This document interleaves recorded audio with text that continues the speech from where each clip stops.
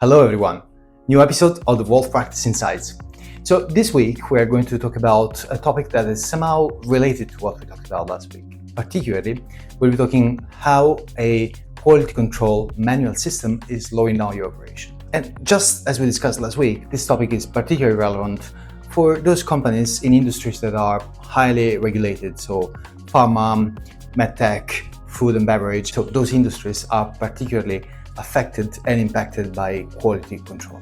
A typical scenario would be the following.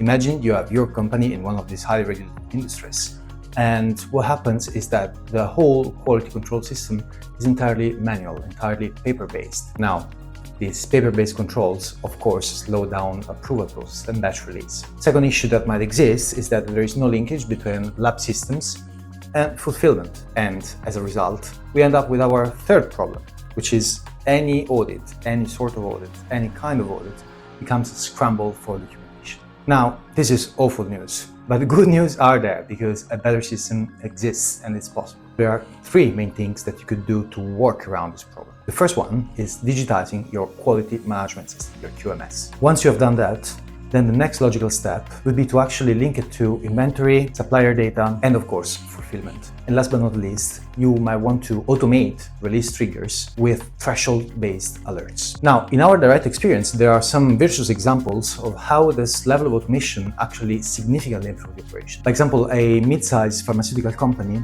managed to reduce their batch release time by 3 days through this kind of automation. Similarly, another client of ours, a medtech company, managed to get rid of 2 major audit findings by digitizing the review trails. Now, these are just some examples and some insights on problems that might exist and potential solutions. If you want to dig deeper and learn more about this, there is a fantastic guide that you'll find down in the description of this video.